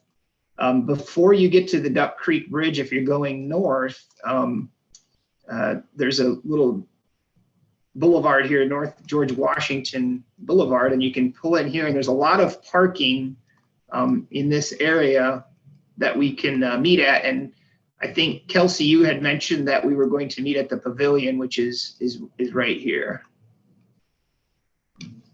And so the sites we're going to walk to, you can see the stone toe, and I'm not sure we're going to be able to see this today with the water levels, but you can see the stone toe in these locations. The grade control we're going to look at is right here. So we'll probably walk across the bridge, or we'll try to view it from this section. So this is kind of an introduction to that. Here's the grade control upstream of that pedestrian crossing on the trail.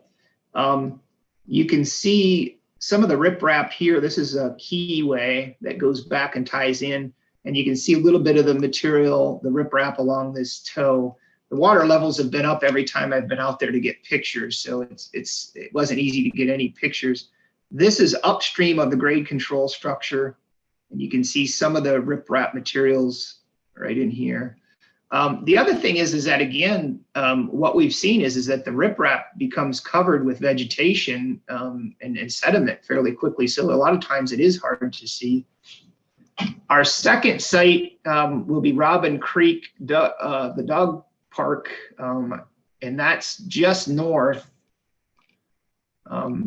Marquette, the site we will be at first is this lower site, and then it's just up Marquette Street. There's parking along the road here. So if you go across Kimberly, Gonzo's is right here on the right. If for kind of a perspective of what kind of you might be going by if somebody gets lost or is looking for directions. But so the site's just about a mile north of the Marquette site. And these pictures, these were before pictures, some of the erosion. Amy Kay provided these for me. I hadn't actually seen this site previously. So there was some erosion on some meander bends.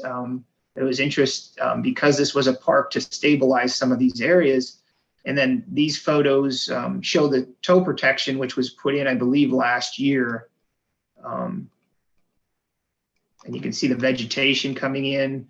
And again, in some of these cases, we've got 1-to-1 slopes, maybe 1.5 to 1 as we get down closer to the toe protection. But these banks are stabilizing because we've provided that toe protection. You can see it on this one as well. This slope might be like a 1.5 to 1 there. And so one of the other things we'll see at the Robin Creek Dog Park is biofilters. And we haven't, I think I talked just briefly about water quality in the first presentation, not very much. That is definitely not my expertise. But what these are filters. This was pre-stone toe installation, a picture of one of the filters.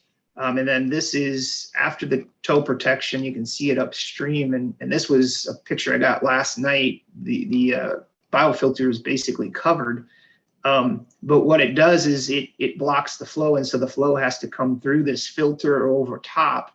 And so you get a filtering effect. And, Amy Kay will be there this afternoon, Kelsey and Steve Gustafson as well, who have been doing water quality samples around these sites. So I'm interested to hear their perspectives on the information that they're gathering. I think these type of structures could be very helpful, and we could look at actually embedding these in our grade control structures if there's some really good benefits for them. And here's another example, a local example from the Bettendorf Public Works project. This was one of the projects they did. You can see there's a corner of a house here, and there was a pretty good sized debris jam just basically right behind the house. There was some a storm sewer that was running along here too that was being exposed and threatened. So we came in with toe protection. So we go from the erosion site in the upper left to the construction. Here's one of the outfalls from the sanitary, or I guess this would be just the street runoff here. So we came in and we excavated this toe based and packed in stone toe protection at the base, and then graded the slope up as best we could, which is about a 1.5 to 1 again, and placed some erosion control blanket materials and did some critical area seeding. And so you can see this was about a year later. We've got good vegetation coming on. No mid or upper bank scours. We've got that toe protected, so it's giving it an opportunity to stabilize. And then this lower right-hand corner, you can see there's a lot of vegetation. This is the overfall that you see up here in this picture. A lot of vegetation coming in.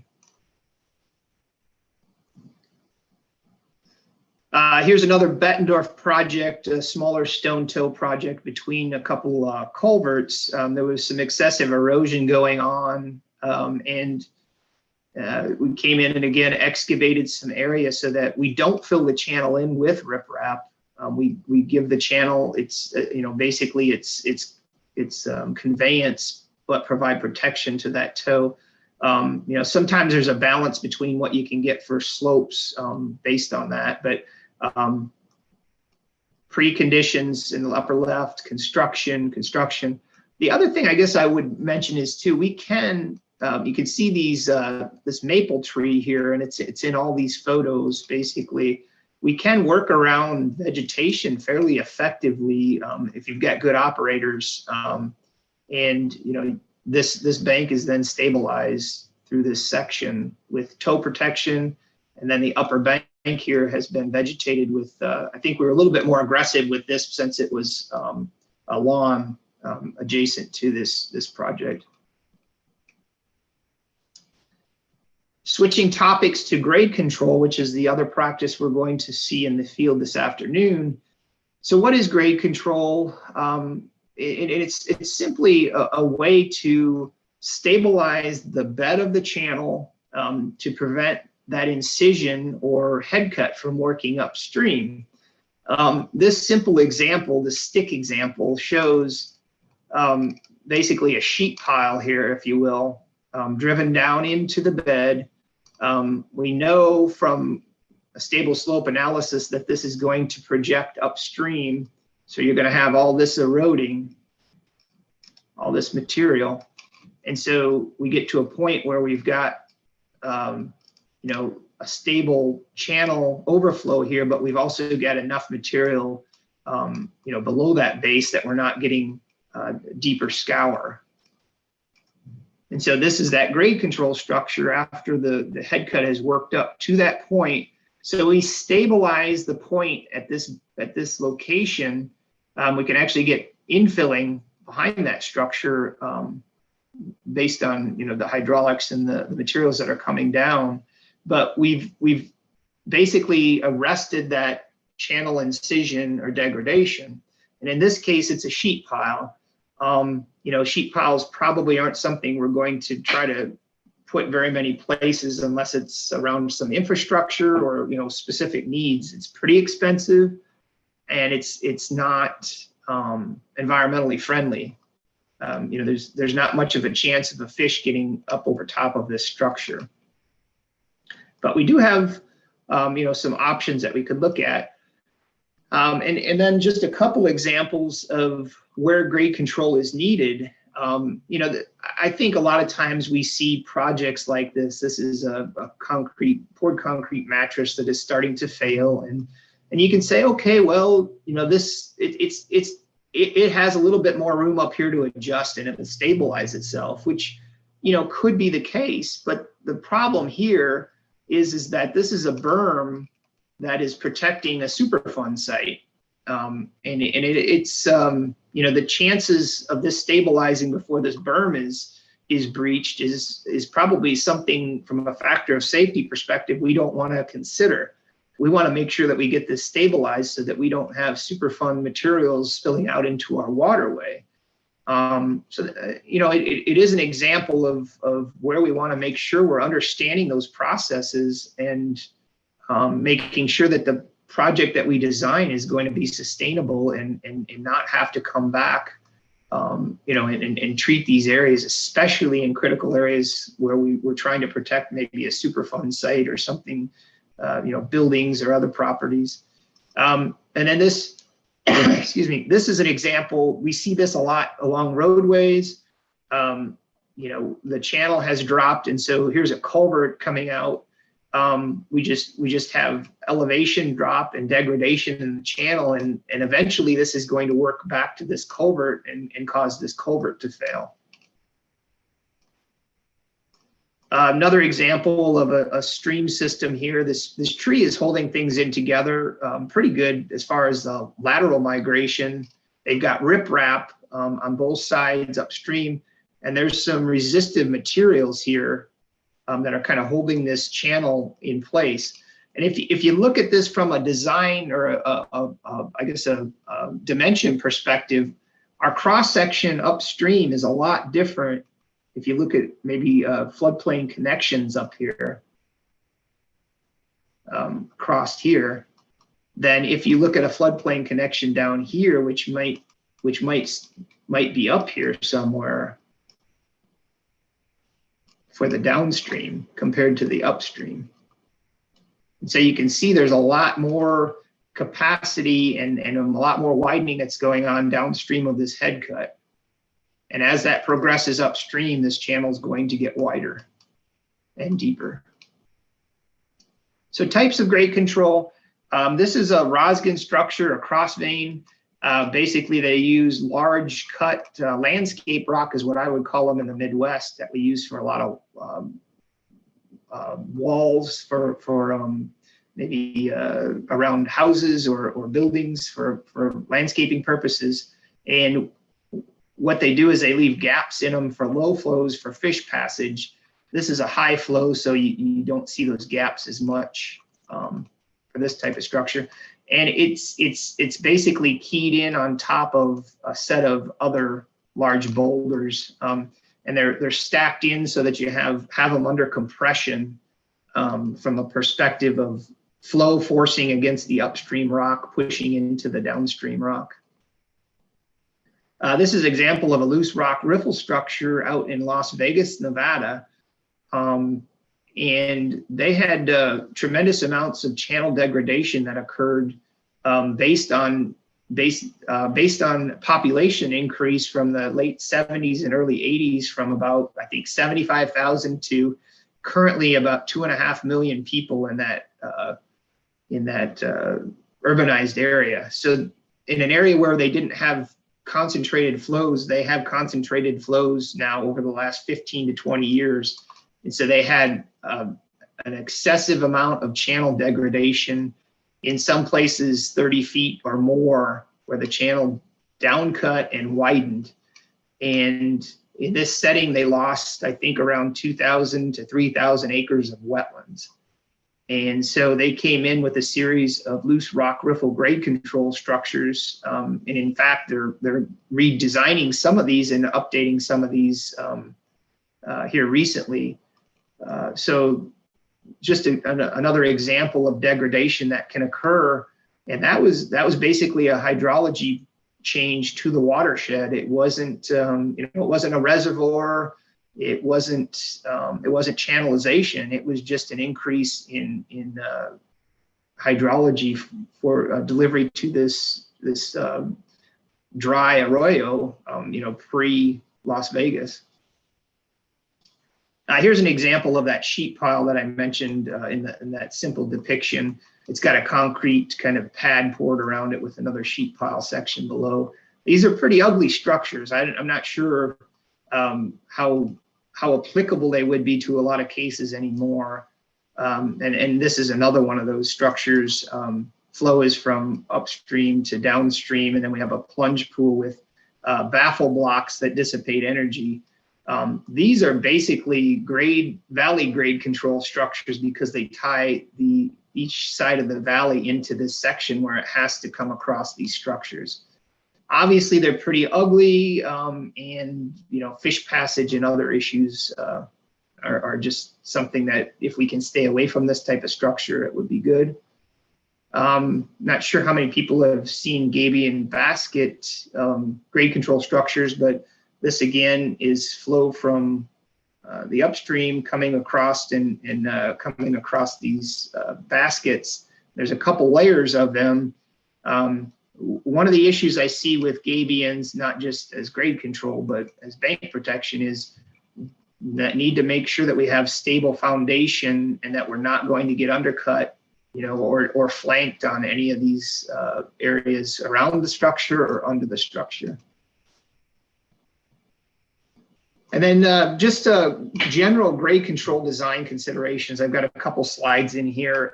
This is a full presentation in itself, talking about site locations, where we would locate these structures, what kind of slopes we would have on them, what kind of hydraulic analysis you would want to complete,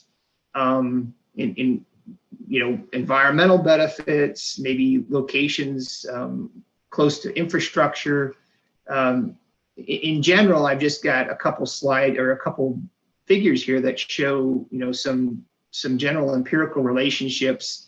This lower one was developed, or at least this depiction is developed, from Bob Newberry in Canada, where he did a lot of rock riffle grade control structures treating pipeline crossings that had been exposed. And so we have a certain amount of empirical relationships where we can use to establish these locations of crossovers and pools and riffles. Typically, they don't necessarily lay out very well with your degraded system, so you're always going to have to adjust these type of relationships, but they do give you ballpark examples. And then the right figure here is a series of spacings for grade controls that Newberry defined for riffle run pool sections, pool step sections, and just a couple different varieties. Basically, how you build those structures and the backwater effects that they have upstream, and what kind of habitat you would get if you use those spacings. So There's a lot in here from design considerations, a lot of hydraulics that need to be considered from a flow analysis perspective. How you're going to determine stable slope, if you're going to use tractive force, some other different design issues. Are you going to use numerical modeling? Are you going to use a physical model? There's just a lot of things that need to be considered. And then the typical design, Bob Newberry did a series of workshops back in the late 90s and early 2000s, and kind of brought his design to the Midwest. It was modified a little bit with this 20-to-1 slope because this was determined to, from an ecological perspective, be one of the better slopes for fish passage in the Midwest. And I think this flatter slope, this basically 5% slope, is a slope that's good from a stability perspective as well. We want to make sure that these type of structures, if we're building them, don't have flow through the structure. And if we get steeper back slopes, then we have less material for that flow to go through, and it's easier to compromise. So the flatter the slope, I think the more stable those sections would be, having a larger section to get that flow path through. And then there's some design considerations for keys and depth of the actual core going into the channel. And we didn't go into a lot of detail on the longitudinal peak stone in this case either, but there's general perspectives we want to provide for each one of these practices and how far we would want to key in and how far we would want to transition that material into the banks, and make sure that we've got good connections. So this is just a couple diagrams of a typical design that you would consider for loose rock ripple grade control structures. And so the site that we're going out to this afternoon, Marquette Park, this is where we're going to meet, and we're going to walk up and look at this structure that's upstream here. The photos here are actually from this structure, which is downstream of Marquette Park, but it's very similar because it's protecting a pipeline, which there was a pipeline here and there was a pipeline here that's underneath the structure we're going to view. So this is a photo looking up from downstream up to this Marquette Park, or I guess Marquette Bridge. Marquette Park is upstream here. And it shows the exposed pipe here in the lower left, which is not unusual in urban streams to see utilities exposed when we have differing conditions within the channel. Then this is the actual riprap material that's been placed to provide that roughly 20-to-1 back slope. So the flow is coming towards us from Marquette Street Bridge, and then the flow comes over top. And then we have the pool downstream. And this is the structure that we will be looking at today. You can see there's a bunch of hydraulic jumps which are indicative of these back slopes where we've got stable material to dissipate that energy. We've got good riprap materials buried or in this bank. Sedimentation has come over top, and the same can be said on this left side. There's a lot of pressure around these drops and these structures, so having good materials placed in the adjacent bank line and stuff is important so that we have stable outlets. And so these were pictures that I got back in mid-April of a higher flow, which I suspect we're going to see today. And then this is that structure again. If you remember too, we've got stone toe that goes upstream of these structures. But the other thing that these structures do is they do this pool that's upstream dissipates energy.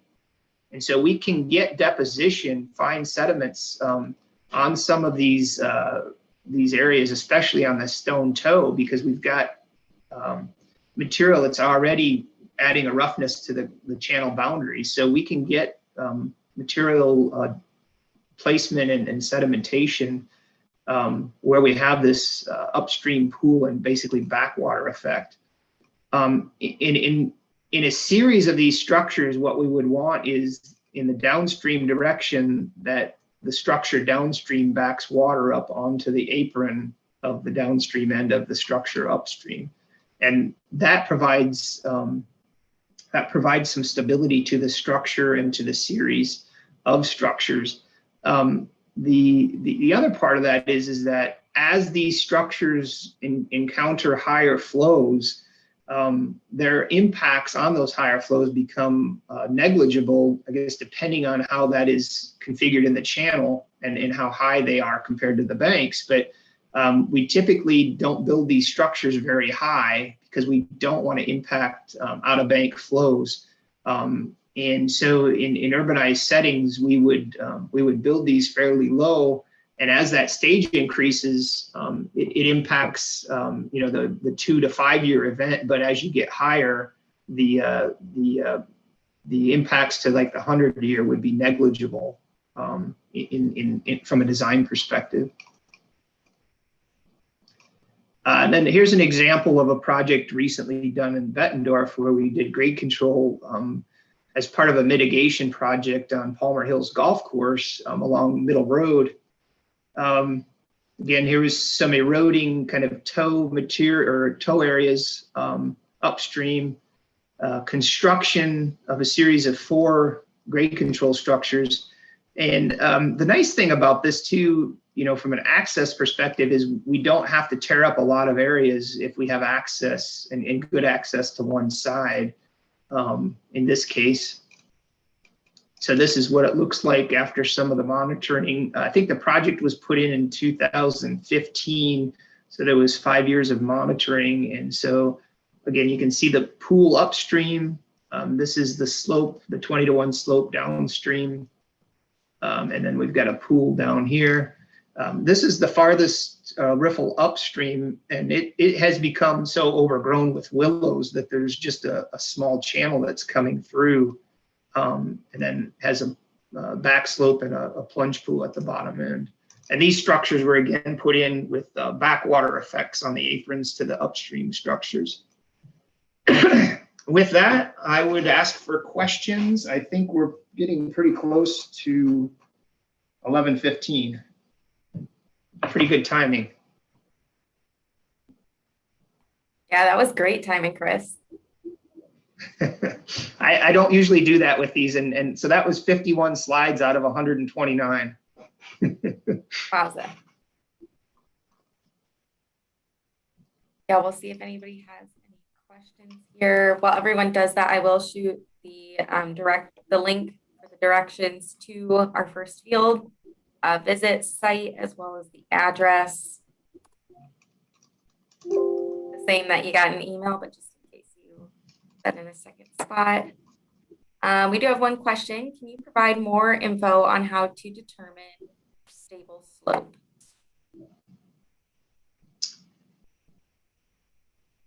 Okay, so the question is stable slope. Are you talking about a stable channel slope, or are you talking about a stable bank slope?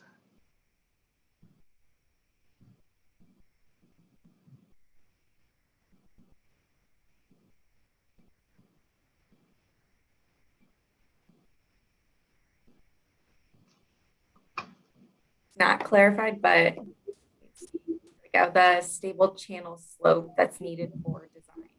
How do you determine that?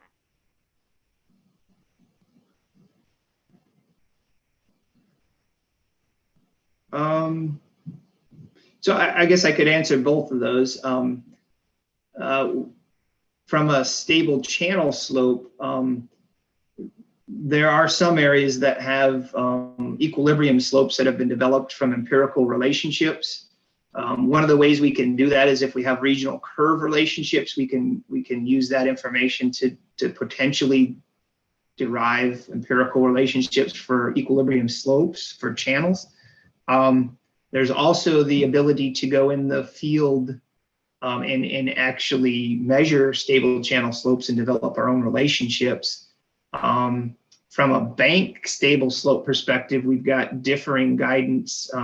Army Corps of Engineers has guidance. I think National Highways Department has guidance on what slopes are stable, I think, depending on the materials that we see.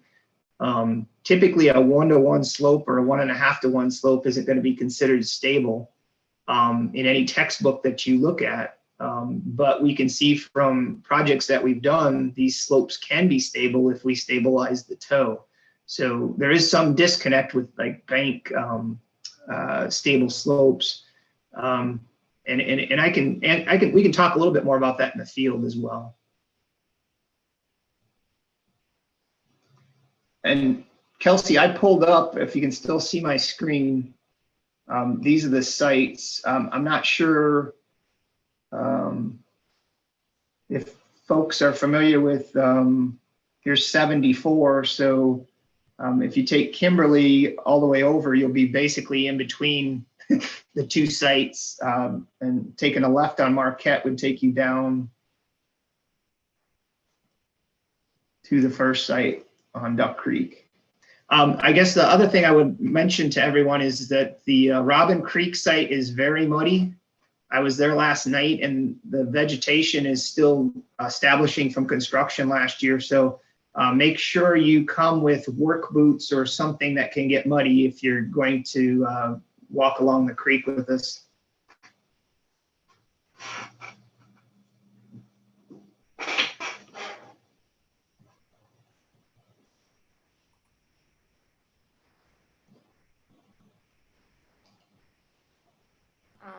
Looking through, it seems I may have missed a question. Here we go.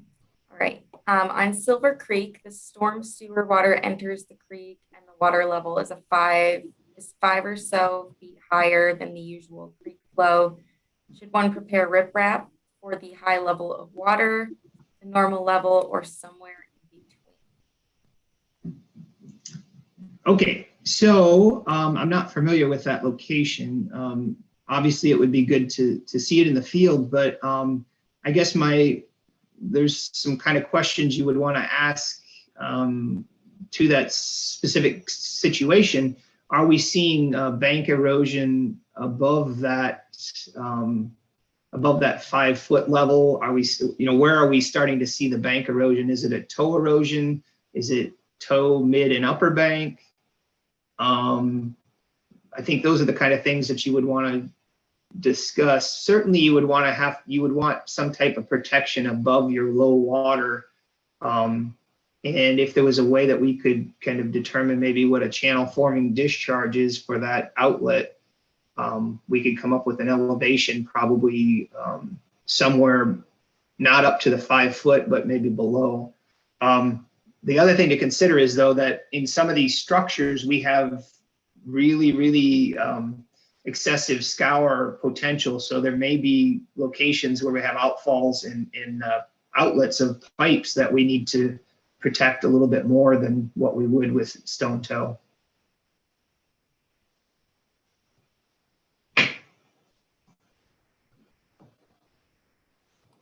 Awesome. Well, I don't see any more questions, and we're at 11:20. So,